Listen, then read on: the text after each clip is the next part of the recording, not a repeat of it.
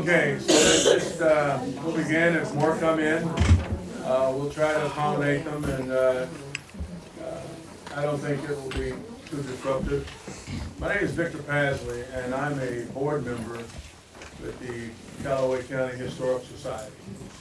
And I have a good friend by the name of Cliff Nevins joining me in this presentation on the a overview of the black businesses in Callaway County, which our oldest business that we have dates back to the 1870s. So 1870 to present. And this has been a labor of love. We've had a lot of fun doing this. A lot of changes. Every time we thought we were done, we found one more business, or we found one more, something we should include. And Cliff is the man. Cliff, he called everybody, and I even called people out of state, asked them about businesses that we were trying to make sure we understood as much as we could. So everything we share with you may not be 100% accurate. We tried like hell. Heck. Clean it up. To be as accurate as we could, and to give people their fair due and their proper recognition. I have to tell you that you've exceeded expectations. We did not expect that we'd get this kind of response. We had set it up for 20, which is where Triple L kind of does. So I don't know if we have the largest class, but I'm telling you, this is pretty impressive. And they're shaking their head, yeah, this is the largest class we've had. So we just can't thank you enough for coming and being a part of this. We have to give a special shout out to Jack McBride and his daughter Sherry. And they're represented by two of her siblings right here, Ron and Anna. They're from the McBride clan, and I'm maybe missing somebody else. Do you have another brother or sister here? No. Okay. Well, they began this work some 10 or 15 years ago, maybe longer, 20 years ago. They started doing this work of trying to understand the black businesses and how they came to be, and what they did and how they thrived. And so we picked up on that work. So what we're doing is building off of Jack and Sherry's work. Sherry had called me maybe 6-7 years ago. She called and she said, Victor, I want to do this presentation that I worked on about black businesses in the West End. That's what we call that section of town where the majority of the African Americans live. And I said, I'd be glad to help you. I knew one or two things about black businesses growing up, and had attended a lot of them, and received some of their services. And I said, absolutely, we'll put it together. So we kept working and going back and forth. Well, not this year. I got this to do. Not this year. We got this work to do. I got this year. It just never came to fruition. And many of you may not know, Sherry passed away. It's been a couple years now. January. Is that long? Just recently passed away. And so I called Cliff. I said, Cliff, let's pick this up and let's see if we can put this out and get it done. And not only to honor Jack and Sherry, but also to share this information with you. And Cliff picked up the mantle, and I'm telling you, he took the initial package that Jack and Sherry put together, and then he just went wild with it. And so we've gone from 40 businesses to over 60 businesses. Just digging into holes and cabins and archives, and people said, but did you know this? Did you know that? We go, oh no, another change. He didn't say that, I did. And also I have to thank the Historical Society. The Rice Garden, our good buddy here, did some research. Barbara Huddleston research to make sure that what we share with you has as much fact-based information as we can. They had some pictures and some material that we used in what we're going to share with you. A couple of them are one of them is particularly funny, and we'll get to that. So with all that being said, we're hopeful that you see this as a good investment of your time. that we put this together and that you come and you hear what we have to say, and hopefully you'll find it worthwhile. And so if you don't tell me. But I'm hoping that you will. Or don't tell us, I should say. Our objective is to try to educate Callaway County citizens on the initiation and the sustainability of black businesses in Callaway County. That's what we want to do. But before we flip the slide and start doing the work, any expectations from you? Is there anything that you particularly, anyone here, particularly wants to hear or want us to cover? Or any of your expectations, we want to make sure that we check them off, and we'll do the best we can to try to satisfy. Do you have any? Do we hold our questions till the end? I would like this to be interactive, so I don't want you to hold them. So if you have a question, I'd like to hear it. I don't want to wait till the end, because I'm 78. If I wait till the end, I've forgotten what I was going to ask you. So, I want to hear your question while you have it fresh on your mind. And you know, because this is informal. It's a formal presentation. It's an informal gathering, so let's just play like family and just talk. So. All right, next slide. This is our agenda. We're going to cover why did and do black businesses exist. We'll cover a couple categories of that: overcoming separate but equal, sources of capital and sources of expertise. We'll talk about the different categories of black businesses. We think we have kind of laid it out to 14.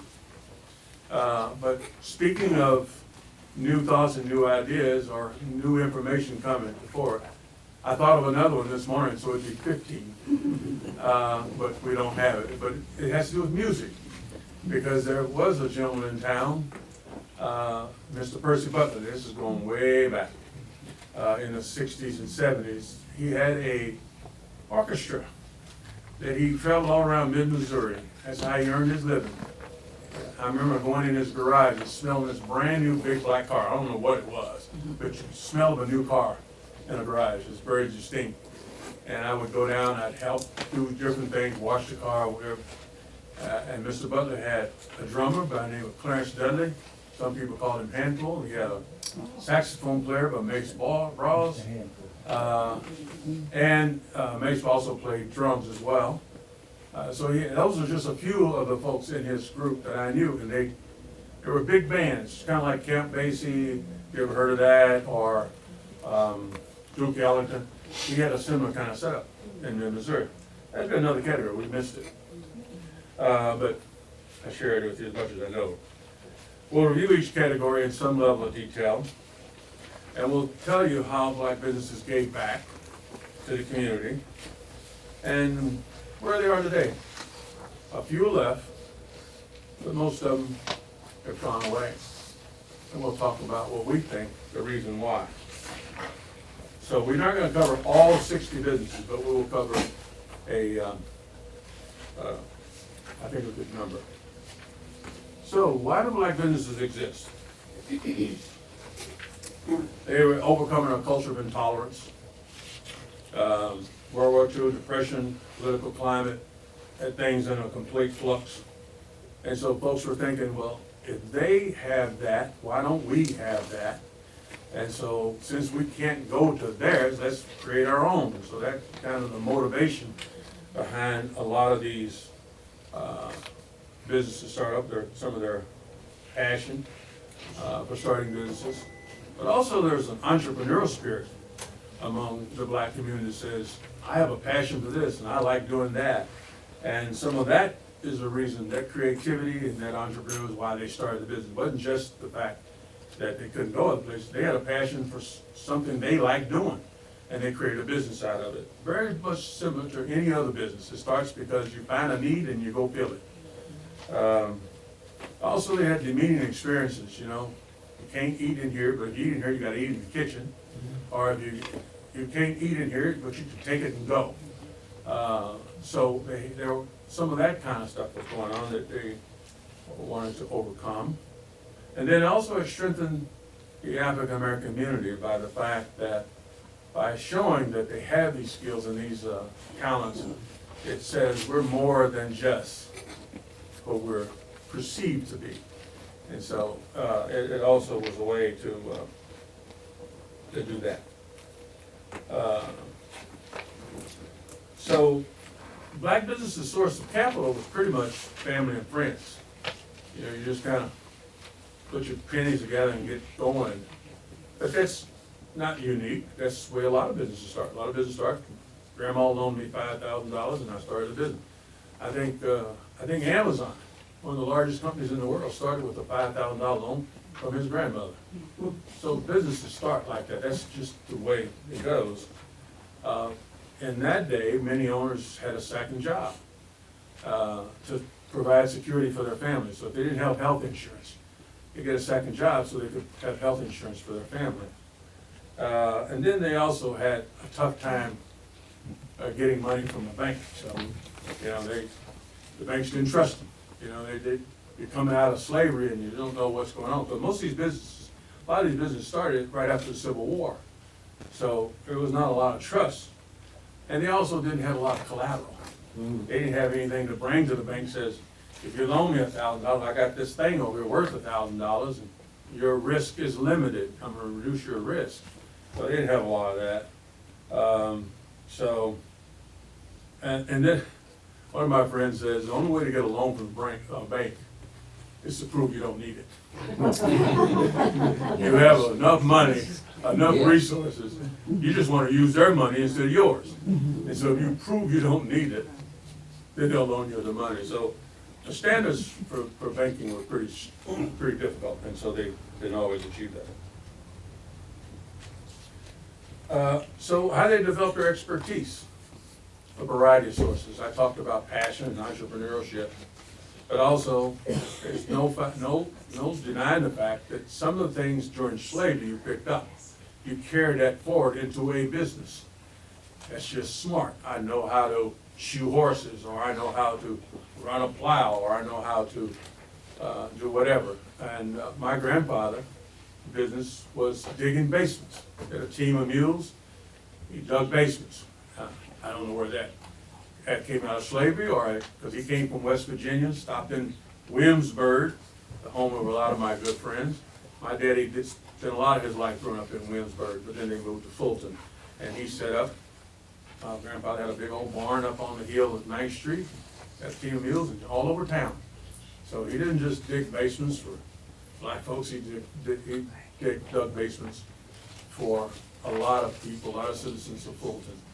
And there's some unique stories behind that, but I won't go into it right now. Hobbies they had that they want to turn into a business. We got front row seats, brother. That's all that's left. You got to sit right up front.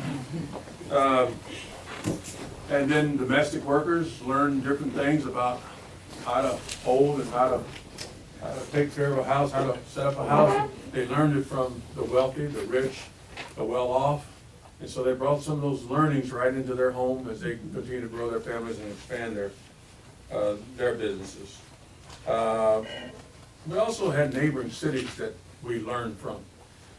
And the two that I can think of most clearly is in Columbia, they had a place called the Sharp End, which is where black businesses were located. And in Jefferson City, they had a place called the Foot, which is where black businesses were located. So the black businesses from here would go attend the businesses there, and they'd learn, oh, they did this, they did that. Hey, why don't I put that little spin on my business, and therefore grow and thrive. Next slide. So as we worked our way through this, over 60 plus businesses on record during the period of 1870 all the way forward to today. 80% of those businesses were in Fulton, but we had businesses in Old Summit, New Bloomfield, Cedar City, and these are all the different categories. Now you see churches at the very top of the list. Churches is a business. It's a non-profit business, but trust me, it's a real business. All you gotta do is listen to the trustee board and the arguments and fights they have over the pennies and dimes, you know it's a real business. Funeral homes, nursing homes, entertainment, dance halls, all these were all across the West End and the county in general. Barber shops, beauty shops, Great drag services, hauling, restaurants, food, repair, antique shops, taxi cab, ride for hire, pest control, insurance, dentistry, and general practitioner. Boarding rooms and homes. We'll talk about those. So the first on the list here is churches and schools. I'm going to spend a little time talking about churches and schools. Because churches and schools is the foundation of the black community. Absolute foundation. Now, it probably is the foundation in many communities, across many cultures, across many other nationalities. No different in the African American community. Churches, be a good boy and work hard and go learn something in school and make something out of yourself. I mean, it's just the base, that's the base of growing up as a kid. And I'm sure many of you will share the same thing. Most of these churches started in the 1860s, right after the Civil War. But I want Cliff to tell a story, because Cliff goes to a church that's been around since 1864. That's Cliff's church. That's where his family grew up. That's where he still goes to this very day. So Cliff, tell us a little about your church. Our church started in 1864, it's Oak Chapel Missionary Baptist Church, and it's down in Guthrie. Stand up. Oh, our church, my church is Oak Chapel Missionary Baptist Church, and it's in Guthrie, Missouri. Okay, and if you're going toward Ashland, the back way from here, and you get on Route Y, and you go toward Ashland, three miles down the road, you see a sign that says County Road 365, and Oak Chapel Missionary Baptist Church is our church. We've been there since 1864. And the way we got started was, back in the 1860s, slaves went to wherever their masters went to church at, okay? And they had special seating, okay? They were always in the back, okay? And you go to some of their designs of the churches, of the white churches then, they even had a section when they were drawing up the plans, colored section, okay? And so that's where they planned for us to sit. But then the slave population here was big in Callaway County, and the slaves were outnumbering the members of the owners, okay, and their families. So they got kind of fearful of that. Okay, we get outnumbered here drastically, and you know we're holding church longer than you guys do, right? And it's more spiritual. Okay, so they decided to donate land for our church, okay, for all the slaves could go there. And that's how we got started, okay? And they gave us a plot of land, build your own cabin church yourself. That's what we did, okay?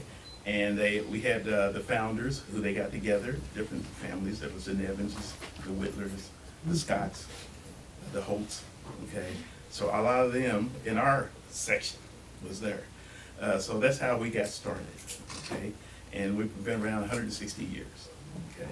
Now, they ain't the same little church, little law church. We've renovated and moved in the section, but the cemetery, that was one, and we had a schoolhouse that we did out of the church. That's where we did some of the school work for the slaves back then, and even after we were no longer slaves.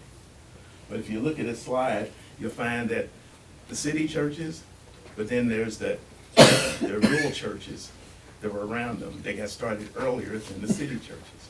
Okay, so that's why those people started moving in town. Okay, so then that's where the churches developed in town. So that's where a lot of the history comes from. And you go back and all the little communities where there were slaves, and they have cemeteries.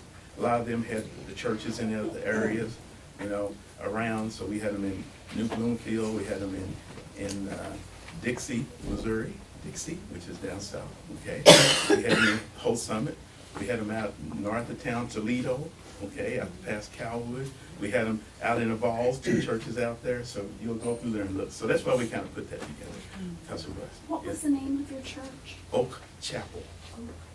And you've probably seen in the paper recently, there's a church in Tibbetts called Oakley Chapel that was destroyed, okay? And they're going to move that that church was on top of the hill. And they're gonna move that and make it historical site. I think MFA Propane donated them some land, or bought some land that they're gonna move that church to and renovate. They no longer have any, it's not active anymore, okay? That church isn't, but a lot of the Caves and the Fergusons and those families, that's where they were. They went to that church there. Okay, thanks, Cliff, appreciate it. So then I'm gonna skip down to a school, and a school that was located in Callaway County for African-American students was Carver School. And Carver School, once you graduate from 8th grade in Carver School, before 1954, you had to jump on a bus and go to Jefferson City to Lincoln Laboratory High School, which was associated with Lincoln University. So I just want to share with you that Carver School was built with Fulton money. Some people may think that Carver School was built with WPA money, which is federal money, which was started by Roosevelt, Franklin D. Roosevelt, in 1935. But WPA was so slow, WPA stands for Work Progress Administration. It was so slow in getting the money to Fulton, and Fulton was becoming so overcrowded with students. Fulton said, we need that school now. And so they passed a bond, the school board issued a bond and it passed, and they built Carver School and a new high school. And so the people of Fulton paid for Carver School. Some folks don't know that, and I just think it's important that we set that record straight. When did it open? Carver School opened in 1937, but you're gonna lead me right into my speech from last Wednesday. It opened in 1937 and was dedicated by its namesake. It was dedicated by Dr. George Washington Carver, who came here and dedicated the school. And a piece of that story that I really find most interesting is that the day before he dedicated the school, which was on, I think, November 13th, 1937, on November the 12th, he went down to Westminster College. So they knew this guy to be a renowned scientist. And they asked him to come down and speak to the students at Westminster College, at Swope Chapel. And he offered those guys advice. He says, I'm gonna tell you, you have everything you need to be successful in life. All you gotta do is have the ambition and desire to go get it done. And I just find it incredible, in 1937, a black man standing up offering advice to white folks who had been enslaved and were denied education, but he finally got it on his own, that would offer those kids that kind of hope and that kind of encouragement. It's just, to me, is amazing. And then, as the newspaper wrote at that time, I thought the newspaper produced some incredible articles. It talked about how Dr. Carver was an example of that ambition and drive, because he started as a slave and he had to dig for his education. He had to go hunt for his education. And he went to Kansas, he went to Minnesota, he went to Iowa, and ended up teaching at Iowa State University in the 1930s and 40s, because he was the best student in the class. So while he was a student, he was also a teacher, also a professor. And of course, Tuskegee heard about all this, and they invited him to come to Tuskegee to be their scientist and their teacher, and he taught at Tuskegee for 40 years. 5 years after he dedicated Carver School, he passed away. So he didn't live a long life, but he was 70s. He was in his 70s when he passed away. I just thought it worth, yes, question? Now, before Carver School, where were the children going to get their education, the black students getting their education? At North School. North School. There was the schools in Fulton, we were real creative. North, east, west, south. Those were the four elementary schools. So they were real creative. And so North School, Carver School was built on the same ground where North School was. But it was, as the school board said, that school is dilapidated and we need to replace it. So I just checked the hearts of the school board at that time. You know, we want to get mad and we want to get angry. But they said, now, I went to Carver School, as I've told many folks, first grade through eighth grade. And yes, we did get hand-me-down books. We got, other schools got the new books. We got what they had. But the hell didn't much change, you know. They put a new chapter in. I didn't miss much by getting a used book. So I still learned. And when I went to Fulton High School, I had everything I needed. I wasn't short on nothing. So, and I loved math. And I zoomed through, not only at Carver School, I zoomed through the math. First year freshman, took algebra, got all A's. So I wasn't missing nothing. So everything we needed, we got. And we had a lot of fun there too, as well. So enough about it. When was Fulton High School integrated? When was it integrated? 19. That's another great story. It was integrated in 1954. Brown versus Board of Education passed, well, Brown versus Board of Education is the law, but the Supreme Court passed the law, says no longer are we going to deal with separate but equal. They're separate, but they're clearly not equal. And so we're not dealing with that anymore. So they passed the law in 1954. The schools have to start the integration process. And so they started the process in 1954. Now Carver School, I don't think got integrated until the 1960s. But the high school they integrated immediately in 1954. And I happened to be a curator at Lincoln University. And I was researching this 1954 ruling. And I come across minutes from the curator board meeting. And in the minutes it says, the superintendent of Fulton School District just called us and wanted to know if we should continue to take the children from Fulton here at the high school. And they said they'd be willing to take them in Fulton if we agree to that. And the curator said, that's your call. If you want them, keep them. If you don't want them, continue to send them here. And they said, we want our kids. And they kept those students in Fulton. No longer getting up at 7 o'clock in the morning or 6 o'clock in the morning to catch the bus. I think the bus left around 7:30, 8 o'clock to go to Jefferson City. And they accommodated Fulton kids because their class didn't start till 9. But the Fulton School Board took a bold step and said, no, we're going to do it right now. And so in 1954, seniors, if you were a senior, you went to senior. If you were a junior at Lincoln Lab, you went to junior high. You were a junior at Fulton High. If you were a sophomore, so on freshman. Whatever class you were in at Lincoln Lab, that's where you were at Fulton High School in 1954. And then it just continued on. And I think the very first class that started Fulton High School and went all the way through was 1956, I think. And then, in, like I said, 1960, Carver School became, I was in the 1960 class, 8th grade, and went on to high school. The founder of Lincoln University, I'm going to spend a minute on that too, because it's another thing about history that I think is missing. Lincoln University was founded in 1866. It was founded by the 62nd and 65th Colored Infantry from Missouri, but they were fighting in Texas. And they were part of the Union troops, so they fought in Texas. And they wanted to, as they sat around the campfires in Texas, their Lieutenant Foster, was teaching them how to read and write.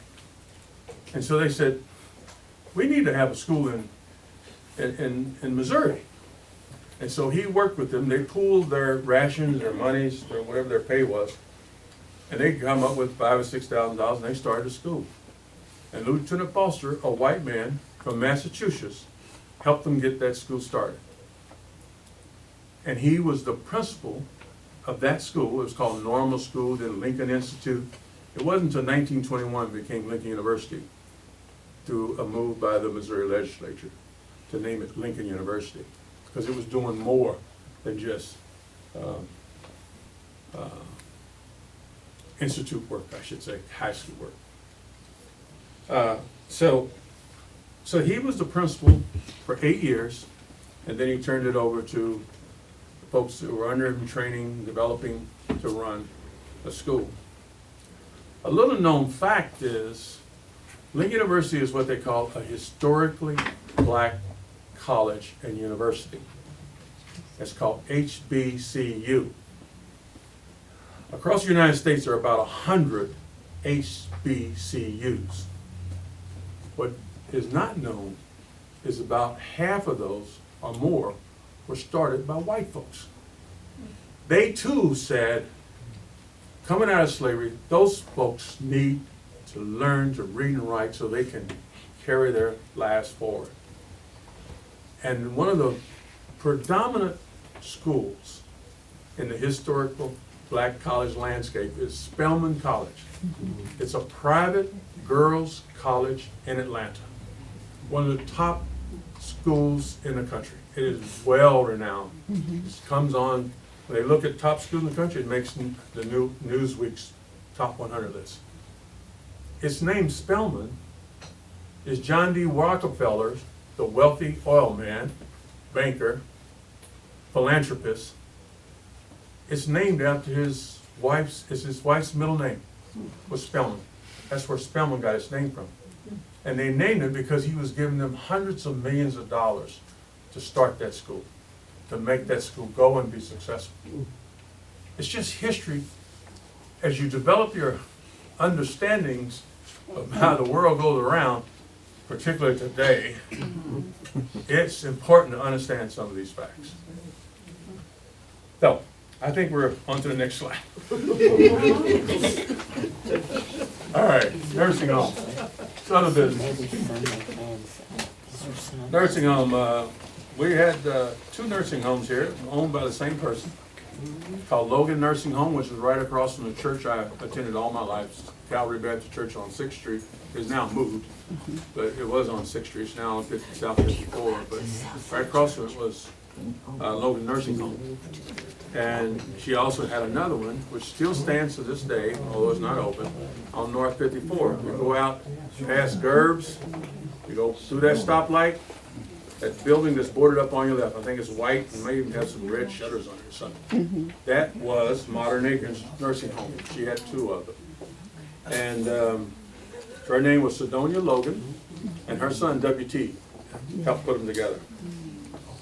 We also had boarding rooms and boarding homes, because you couldn't stay in a hotel during those early days. These people come from out of town, had to have a place to stay in. So Miss Josephine Cakes and Miss Marjorie Vincent, who I think is her sister, are owners of some of those boarding homes. And Sarah Richmond also provided rooms for workers at Florida Brick Plant when it moved here. And Miss Hattie Henderson, which goes way back when we had a railroad here, and I don't know how far that goes back, but a railroad used to run from Mexico to Fulton to Jefferson City, then they got the main lines to go to St. Louis and Kansas City. So the porters, the Pullman porters that worked on those trains, she provided them rooms when they stopped in Fulton. Insurance industry, we had one insurance company that Herman Butler, Ivan Richmond, and Reverend B.F. Butler, they all worked for Reliable Insurance. And that was that door-to-door knocking, you know, with no telephone. It's walking in and says, and now you owe me your premium, which is 10 cents. Get out your little thing. I've seen this happen. And they check off and pay 10 cents. And then we had funeral homes here, another business. Eli Bell Funeral Homes, which was kind of when I was growing up. And he was a big supporter of the church that he attended, which was Calvary Baptist Church. We believe he started his funeral home somewhere around the 1930s, a little bit earlier. We got a slide we're going to show you that kind of gives us one date. And then Green's Funeral Home, which bought, when Mr. Eli Bell died, Green bought his funeral home. So it became Green's Funeral Home. And then Warren Chapel. Warren Chapel was on 6th Street as well. Mr. Warren had 2 funeral homes, one in Fulton, one in Columbia. And when he was ready to get out of the business, he sold to Millard's. So Millard picked up, you know, Reed Millard, if you've been around mid-Missouri, he owns about 11 funeral homes all across mid-Missouri. And so he bought Mr. Warren's funeral. So next slide, this is a picture of Modern Acres. This is like the one across the street from Calvary Baptist Church. Her daughter-in-law, which was WT's wife, was her lead nurse, but she was also, I can't remember her first name, Ms. Robinson. Do you remember Ms. Robinson's first name? She was also a nurse at Callaway Memorial Hospital. Marcella. That's right. Marcella was also she was also a nurse at Callaway Memorial Hospital. But you can see she had a diverse workforce when she had her business. So that's unique. And then you got her son, her grandson, Miss Sidonia's grandson. Those of you know Warren Robinson, that's him standing over there clowning. And next slide is Eli Bell. This is a receipt for funeral services from, you may not can't hardly read it, 1931, this is the receipt. And it paid, so he did all kinds of stuff. Mr. Eli Bell was an entrepreneur.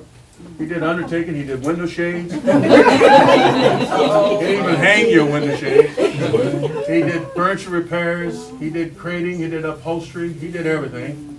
But on this case, in this one situation, he gave the persons that he was servicing a bill. $8 for the mortuary ambulance, $15 for embalming, $155 for the casket and box. $2.25 for shirt and socks and a tie. He gave him 50 cents for pressing the shirt.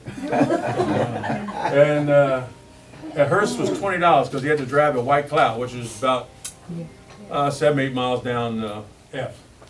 And then the service itself was $5. $205.75 was their bill.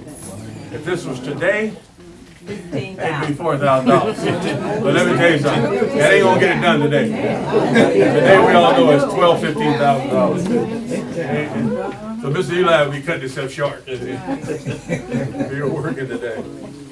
Next picture is Green's Funeral Home. Mr. George Green, as I said, bought out Eli Bell's funeral home, and he was a wonderful man. I knew him personally. He had 2 daughters. We used to hang out. He's just a wonderful guy. He also handled my dad's services.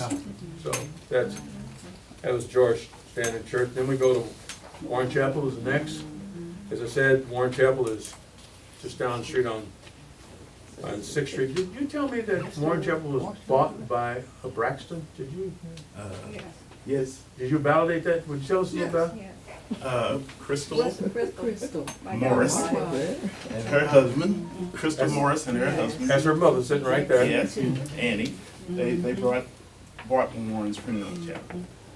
Okay, and Did you ever have I don't services think there? we ever did get the services going there, but I know they still own it, I believe.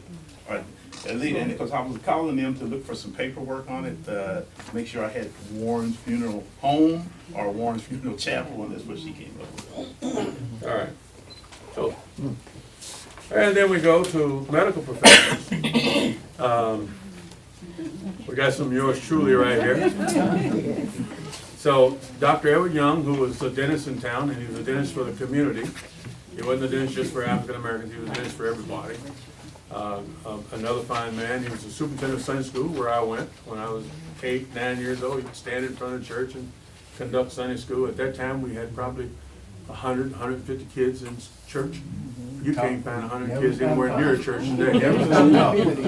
Never stop talking. Never stop talking. So we remember him well.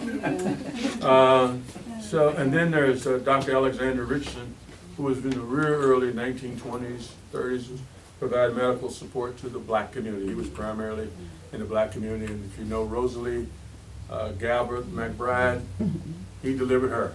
So she remembers him well. And she's named after his wife, Martha. Oh, okay. See, that's Cliff. Cliff got all the data. And then you have Dr.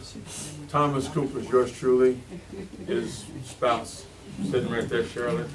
Dr. Cooper, what was the time period? I said the 80s to 2000, but I really He came in don't. 83. 1983? He practiced here about 8 years. Okay, practicing for about years, and he serviced the community. I met some of Dr. Cooper's patients, and the stories they tell about him is just so enlightening and encouraging. He was a wonderful man. I loved him. He was a good friend of mine, fraternity brother, just loved him to death. You know, he did the emergency room at St. Mary's. St. Mary's. Yes, yeah. Well, I tell you what, that was the best doctor. When my children got sick and we had a doctor's appointment, they wanted to go to the emergency room. Doctor. And he tells a story at, he also took care of my grandmother. Yeah. He tells a story at her funeral. He says, well, I have to tell you now, Miss Black had diabetes, but I'd always find a donut in one of her clothes. He just cracks you up with his stories. He has stories forever. But there's also something in the medical area that I want to share with you. I shared it last Wednesday. I got to share it again because I think it's really important that people understand this about Fulton's heart, and you understand. There's a young lady by the name of Geneva Nicketts. Went to Carver School, very good student. She loves to tell me she was second in her class, second to Delroy Guest. She was irritated by that. She was always second to Delroy Guest. And when she went to Lincoln Laboratory, high school, Delroy was a valedictorian. She was second. She makes sure she tells me all of this. But what she also tells me is that she went to 1 year at Lincoln University, and then she received a scholarship to go to University of Missouri, School of Nursing. And she was the first African American admitted to their school. And all of her expenses were paid for by somebody else. She never spent a dime. And Callaway Memorial Hospital paid the majority of her expenses under one condition, that she would come back to Fulton and work at Callaway Memorial Hospital for at least 3 years. That's in 1955. That's progressive thinking in 1955. And I just say to you, that's a heart that we don't quite see or understand. And you need to know that kind of history. Because not only did they pay for her college expenses, the Kiwanis Club of Fulton paid some of her college expenses. Fulton Kroger Food Market paid for some of her college expenses. She said, I never spent a dime. And I don't know how they got my name. Probably because she was second in class.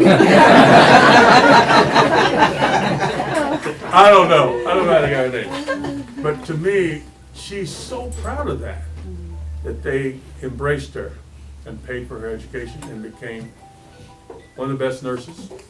She left Fulton against her daddy's wishes and went to Kansas City and worked at the Veterans Hospital because it was the best paying nursing job in the state. And so that's where she went. And she found her husband there and raised a family, and to this day still lives in Kansas City. Cliff and I interviewed her for about an hour to get some of this level of detail. And then we have beauty salons. Oh, sorry, go ahead. On Dufflin Street in Jeff City, there's a sign that says Cooper MD. Is that any relation or? Yes. That's my brother-in-law, Charles. Okay, well, all I was gonna say is that it could be him, of course, it'd be two of his brothers, because they were all MDs. His brother Charles Cooper was an MD, Thomas was an MD, and I think it was one. Well, we have several nieces and nephews that are MDs. In MDs, so they Coopers love medicine. They're in it. They're in it to win. All right, so beauty salons, we got Margaret Emerson's Beauty Salon, and then I put two other names up there, Loretta Galbraith and Mamie Louise Pasley, which is my mom.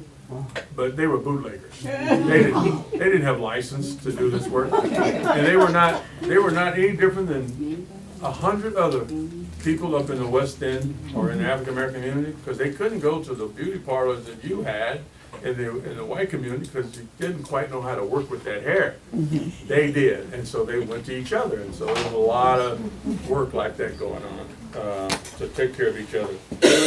Then our oldest business, I think we're at barbershops. Yeah. The oldest business we could find is Bell Brothers Barbershop, Colonel Giles Bell. And he was in business for over 50 years. So he stopped in 1925, so I go back 50 years, that's 1875. And he was right downtown. I didn't know there were ever any businesses downtown that were of African American descent or nature. And he had his barber shop there in the basement, which, and it's in the basement of the Platt building, which is right on the corner of Fifth and Court Street. And he was there, and his clientele was very diverse. And I was like, who are his customers? He cut everybody's hair. Anybody that walked through those doors would see his service. And they said that they had a piano available where they played music and while they were waiting to get their hair groomed. And then you got Crawford Brown, who had a barbershop up in our neighborhood. His wife Katie was a 5th grade teacher at Carver School. You got JP's barbershop, which is right on 5th Street right now, doing very well. His dad and I are real good friends. And then you had Pasley again, another bootlegger, because my dad had a barbershop on Westminster. I can remember sitting in that barbershop, a little white building, in the early 50s. And my dad didn't have a license. And so they told him he had 2 chairs in there, his chair and his partner's chair. I'd sit there and watch him cut folks' hair. But they told him he had to move because he didn't have license. He didn't have official license. He hadn't been validated by the state as being properly certified as a barber. And so my dad took his chair, moved to our house, and built a barber shop on the back of the house. And that's where he barbered for the next 30 years. I think you might want to tell him without a license. With, huh? When he moved to your house and put the chair in there, he didn't have a license. No, he never had a license. But he had clients from all over. My dad was a big hunter. So a lot of the folks he hunted with were white, and they would come home with him and he'd cut their hair. And I think you know Carrie Renner. Carrie Renner's dad and my dad were really good friends. So when Carrie got stuck at Fulton High School, he'd tell him to go to Cornell's house, wait there, get your hair cut, and I'll pick you up. That's what he did. Carrie tells that story to this day. All right, so we got a picture of the Clapp building, and this is Mr. Bale right here, the Bale brothers. I guess you have a brother. They're both of them. They cut hair downtown Fulton for over 50 years. So, beginning somewhere around the 1870s. All right, the next picture is Mr. Crawford Brown. Mr. and Mrs. Crawford Brown. I don't know what they were voting on, but Crawford says that people should vote on a tax rate. I don't know what that's all about. But as I said, Miss Katie, his wife, was our 5th grade teacher in Carver School. Then we got the coal and trash hauling services. Jack McBride owned a coal hauling. He'd bring it to the churches and to the families and organizations that use coal for heating. I remember those days, and some of you in this room probably remember those days when we heated the house with coal. As a matter of fact, I was at my grandmother's house one day, and we're stoking the fire in the coal, and I didn't put in a couple clumps of coal. The fire is trying to get going, but my uncle decided it wasn't going fast enough, so he threw a cup of kerosene in there while I'm looking in the stove, and I ended up at Fulton Memorial Hospital, Callaway County Memorial Hospital, with all my hair singed off my head. But I was okay. They whacked butter on me and told me to go. So, Wiley's Trash and Hauling. If anybody knew Alexis Wiley, this is her dad. I used to see him all over Fulton, picking up trash from behind businesses, taking it out to the dump. The Hope Trash, I assume he is Mr. Ansel Hope, had a trash hauling business out of Bloomfield.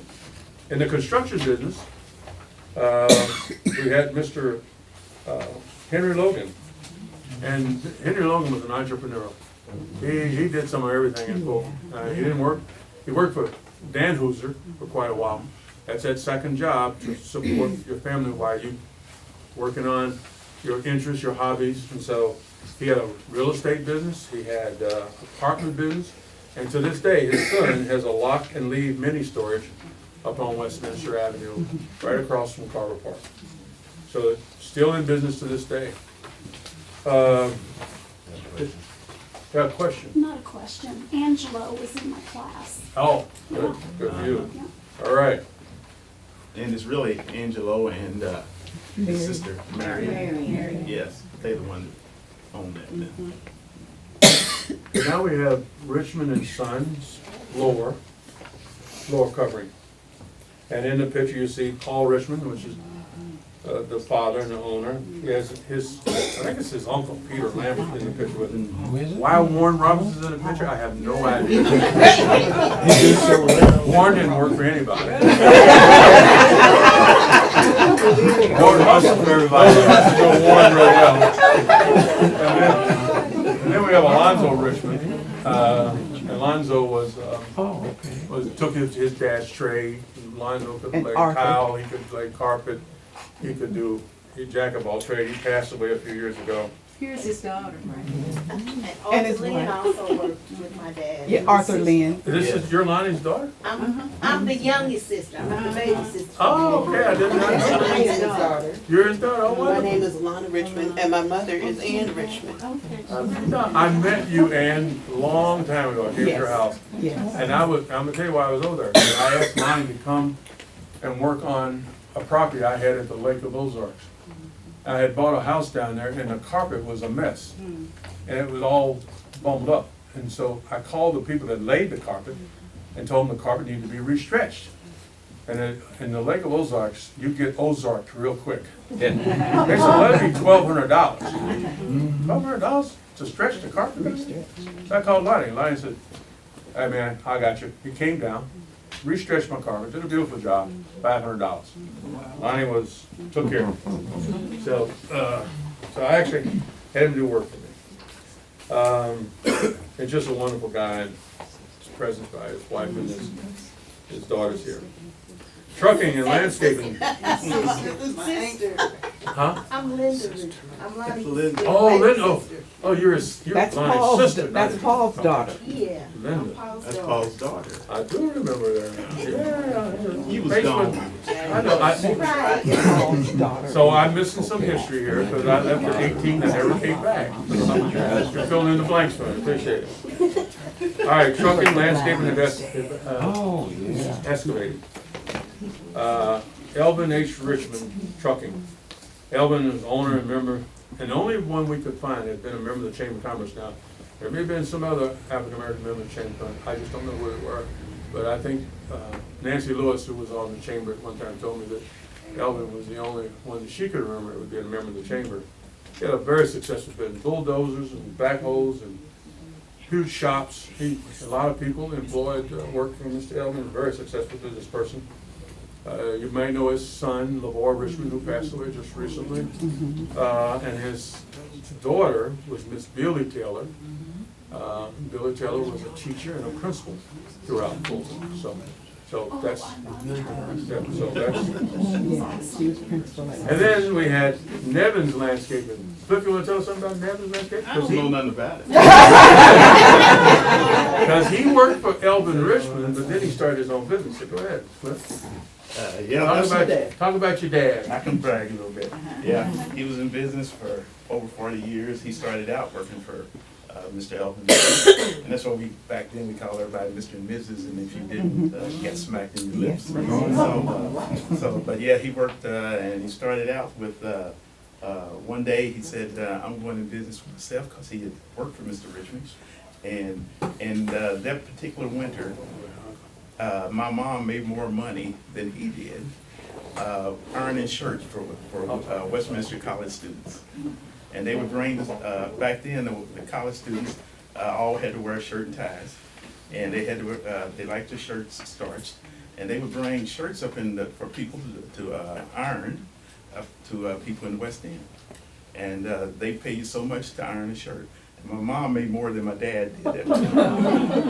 And next year he said, I am not going through this again, because we ate rabbits every day. And I didn't know I was poor, because I said, are we going to eat rabbit again? And my mom said, well, you're lucky to have that. And I didn't know how we were. My dad said, we ain't going through that no more. So that's when we started the business. So he was in business over 40 years. He fixed every yard in every subdivision in Fulton. And all the kids still remember. Do you still remember us, that are grown now, who put the tractor in the back of his dump truck and pull it around? Yeah. Cliff, you got to tell the rest of the story. You took over that business, did you not, when your dad passed away? Well, I did, but I didn't have the eye that he had. he could look at something and go right there and he could say, yeah, we need one load of dirt here, one here, and he could do it. Okay, my job when I worked with him, and I loved every minute of it, was to bring him the dirt and he would smooth it out. So I thought I was doing really good, but when he passed away, I said, I can't make a living at this. I'm glad I'm in shelter insurance. All right, so we had Nickens Landscaping, and that was Albert Nickens, that was Geneva's father. And then we had Law and Murray Tree Trimming and Landscaping owner was Clyde Law and Mr. Johnny Murray. Another slide here. Cliff's told you a story about that. What's going on here, Cliff? This is at Callaway Memorial Hospital. What are they doing? They were doing some, sowing some lawn, some grass out there, and they had hired my dad to plant the grass. And so they would use the tractor and break it all up and then smooth it all out and plant grass. My dad did have a reputation. One of the guys told me that he could grow grass on a golf ball's butt. Well, how about those little tidbits? All right, so we're moving right along. So then another big deal was the restaurants and foods service. And my favorite restaurant growing up was Young's Cafe. The statement up top that says, provide great home cooked food, homemade food, fellowship, gossip, neighborhood fun in the West End. Young's Cafe was all that. You gossip, you learned all about what's going on in town in Young's Cafe. And so I loved it because it was just down the street from Carver School. So on lunch break, you go down and get a piece of candy or bubble gum, you get something you didn't need, but you could run down at Young and get it. Cliff's favorite place is the next item on the list, is the Center Barbecue, Pies and Fun by Ms. Amy Sampson. Cliff swears she has the best hamburgers in town. And you can see he ate a few of them. So. I did too. So I had gone away to college by the time the center came online, so I didn't get to experience it. Although I come on weekends every now and then, they'd have dances in there and jukebox, and it was a lot of fun. It was a fun place. Go way back on Miss Carrie Tibbs' food service. She provided catering to men who were working at Harvest and Walker in the very early days of Harvest and Walker.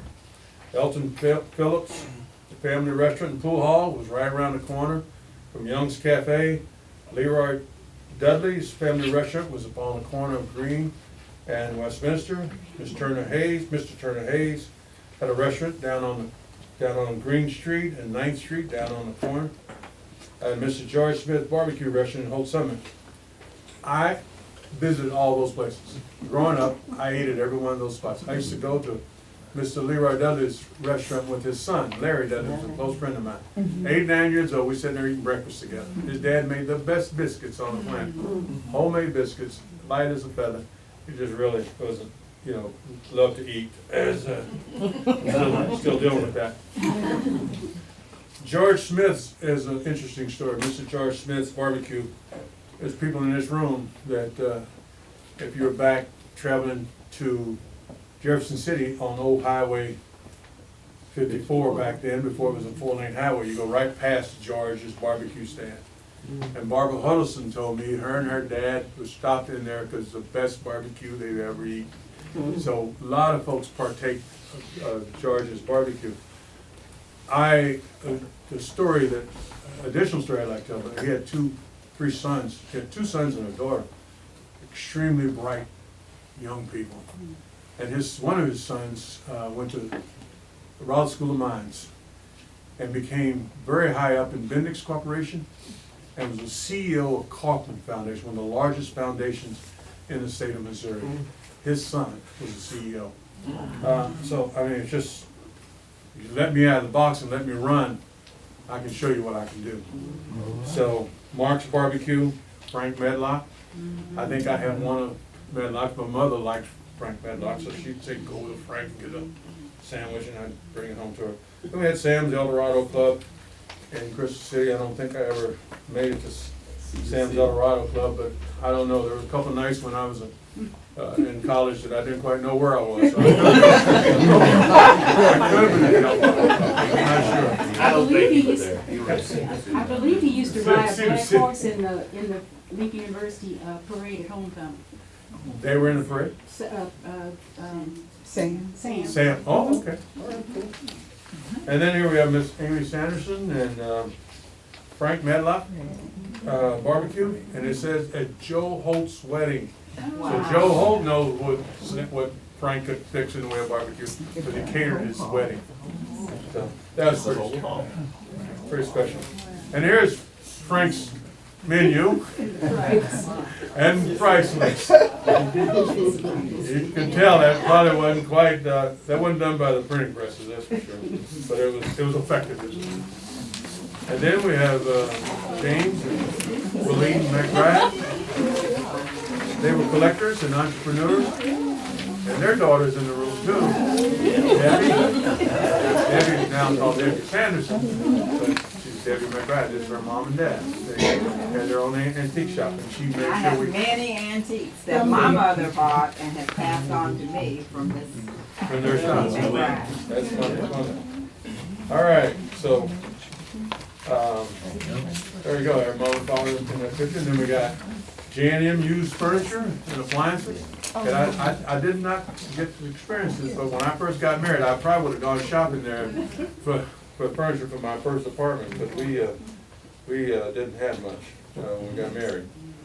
But Jack, two sons and daughters are here today with us. So we're on to black businesses were pretty good with sharing their wealth, and they supported sports teams, supported churches. One of the choirs at Calvary Baptist Church was called Eli Bell's, named after the funeral home director, Eli Bell's Choir.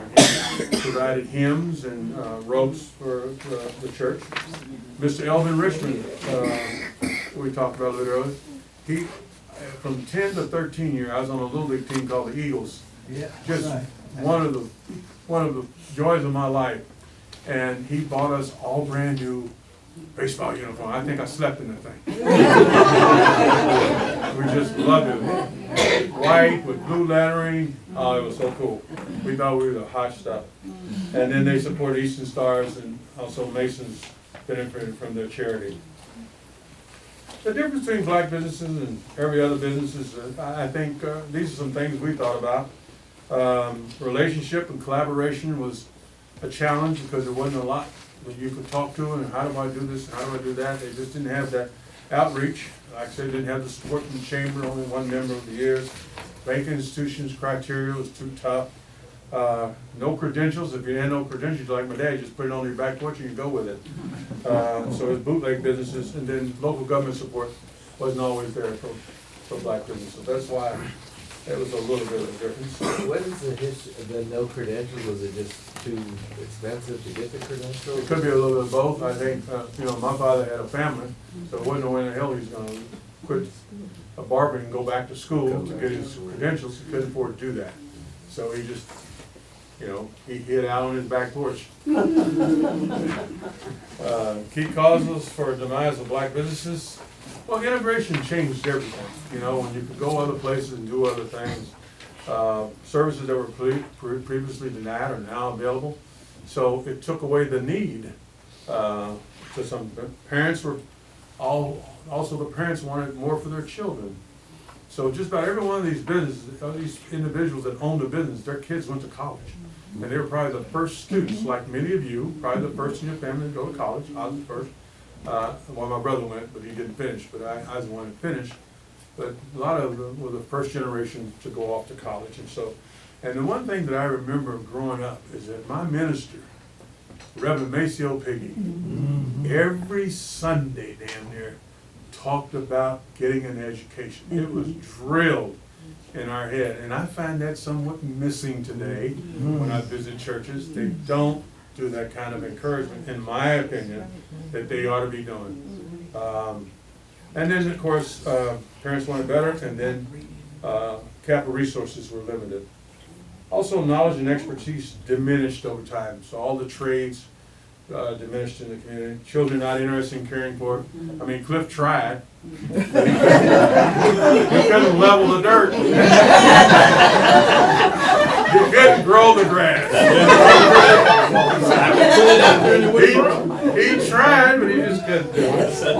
So So many talented youth, like myself, we left from other places. So I went to school at 18 and never came back to Fulton. I come visit my mom and dad twice a year. I went to Chicago, teacher, and then moved all over, joined corporate America, moved all over the country and worked in Europe, did all over the stuff as a corporate executive. But it wasn't that opportunity for me here. And that's what the talent.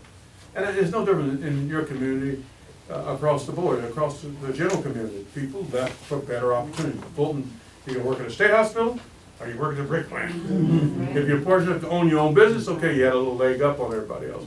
But for institutions, hospitals, and brickyard. I tried the brickyard one summer and I knew I didn't sure want to do that the rest of my life. I just want to make a note that with Paul Richmond and Sons, they carried that on to the children and the grandchildren. My daughter and my son, they laid the flooring in my bathroom last fall. They learned some skills from The good news is you gave it a go. We gave it our best try. We used my dad's cutout from the flooring that we had in there previously. And what we found was that something that probably would have taken him 45 minutes, if that to do, took us a whole day. And we literally had to sit down and take a break and think about it and say a prayer. It was very difficult. The things that he did, he made them look easy. I would say that all of the African American individuals that were small business owners, what they did, they made it look easy. To the effect that we thought that it would just be something so simple. And it was not so simple. And literally at one point, my brother threw his hands up in the air and I said, well, let's take a break. Linda, you picked up carpet I picked scraps. up scraps. I used to go with my dad sometimes. I think, wasn't he trained out east? My Yes. grandfather was formerly trained out east. And Lancaster. like in Lancaster, Pennsylvania. And like you said, however, he still had a family at that point in time.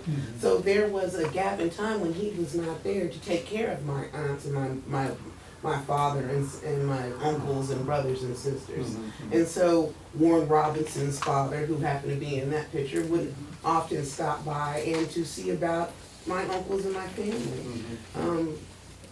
And that's one thing I will never take away, because I used to pick up scraps, I used to beg to go on carpet jobs, thinking that it was something fun, but that was hard manual labor that all of these individuals did, regardless of what profession it was, whether they were a doctor, whether they were a farmer, whether they were a landscaper. They worked very hard, and what they did was very difficult, and they made it look easy. And I don't know about you guys, but there would be times when my father would come home laughing and smiling, and there'd be days when he'd just go in his backyard and be in his, after working a full day of just being in his garden and just having a moment to himself. I remember seeing your grandfather's keys. I used to be a lifeguard at the swimming pool at Carver's, I think they call it Carver Pool. And he'd come and swim as a way of relaxing after a hard day of work, and his knees were just black and blue. You know, he'd come and they'd put crawling around on the floor, laying carpet, tile, or whatever he was doing. So, just to close that out, many services diminished as we became a more integrated society. So that's it. They were all perfectionists, as my aunt said. My dad was a perfectionist. So we've covered the landscape of the black businesses in Callaway County. You have the package. I hope you were able to follow me along. Yes. I had threatened them with their life not to get this out until the end. But it's okay, it worked out fine. Again, I certainly hope that you had as much fun going through this as we had putting this together. And I can't thank Cliff enough. He is my sidekick. If there's anything you don't know about Fulton, just call Cliff. He filled in the gaps. As I said, I left at 18 and I just don't know many of the people that are here and what they did and how they did it. Cliff filled in all those gaps. What made you want to do this? Sorry? What made you want to come back and do this? Oh, I just wanted to come home. As I retired, I just wanted to be close to home. At that time, when I first moved back, my mother was still living, so being such a heart of mine, so I wanted to be close to her. And then over time, Why go anyplace else now? I'm 78, ain't no need for a whole lot more trips. I just want to mention on the handout that you have, we try to put the list together. I did with big help, little help. Try to put the categories there, and we know we left out some. Every time I get to we're on edition. If you look at the top, I think it says edition 6. And so every time I would get and think that we're done, you know, we expanded, go another 10 years to, instead of 1990s, we went to 2000, then we said to the present. So I know we missed out on some of the names, and I'll try to add those and revise them before they be permanent record here as I find them out. But it's a good idea to kind of go through, and if you know any that I missed, just let me know. Okay. But I think we got a good start. And it brought back the memories of how important the business community was to we call it the West End. Okay, and it all started with the school. Okay, and the importance of education, and then the churches brought in their part of what they did. Okay, and then everybody else worked around that. I mean, it was such an example when we grew up. For everybody to go to work. You see them going to work, you see them riding bicycles, you see them taking taxis, you see them doing whatever to get to work. And then when they get off from work, they go to another job. Yes. And everybody had 2 jobs, okay? My dad had a regular job with Elvin Richmond, then he worked at cleaning the movie theater, okay? So they all had 2 jobs. Everybody did, okay? But then they had their recreation time on Saturdays, okay? And they all went to church on Sunday. Back then, the churches were full, okay? And all the men came to church. They might go out after church, but they had a good time, okay? So they had a balance. On Sunday afternoon was quite an interesting place. So let me just screw something in here. I want to thank Diane. Diane did a lot of work for us in putting this together and tighten it up. Thank Barbara and the Historical Society and the Research Center helping us pull all this stuff together. I just don't want to go on, but I'll let you finish your comments. Go ahead. I'm done. No, but it was just important of how all that was tied together, and it brought back such good memories that when we talk to people, it would take me an hour because everybody, do you remember that? And and everybody had a smile on their face when you talked about growing up in the Black community. So it had such good memories. So. Well, thank you all for coming. I appreciate it.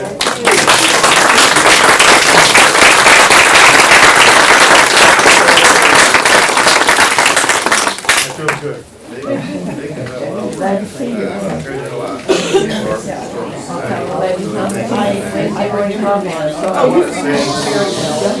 We got one more comment. No, I want to mention our ordinance director here.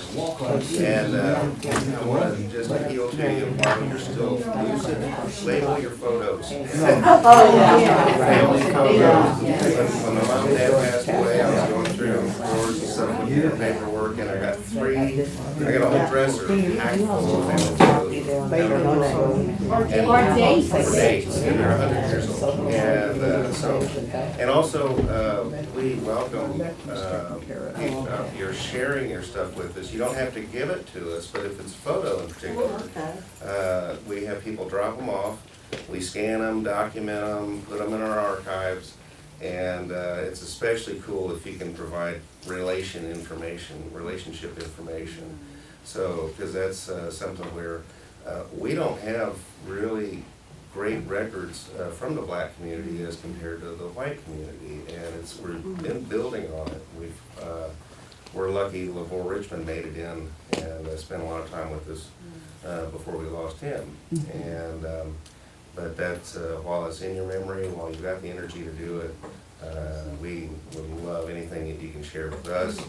Just got a phone call the other day when I was finishing poking the photos in this PowerPoint, and a guy named David Sanderson calls from North Carolina asking questions about his family. I said, are you by any chance related to Amy Sanderson? Because I'm staring at a picture of her right. So, small world.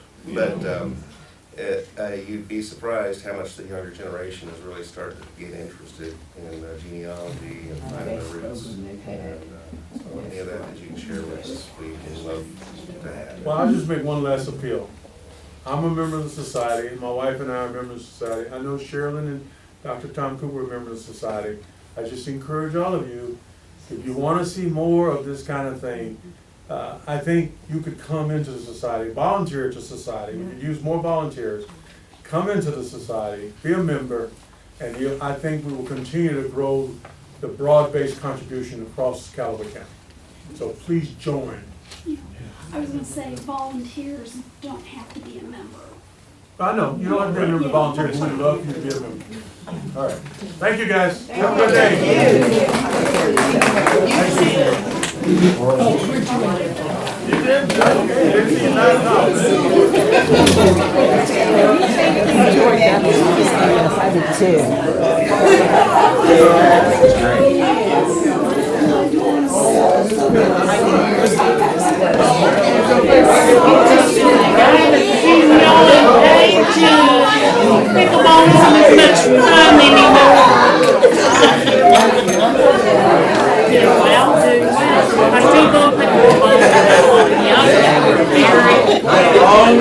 And their mission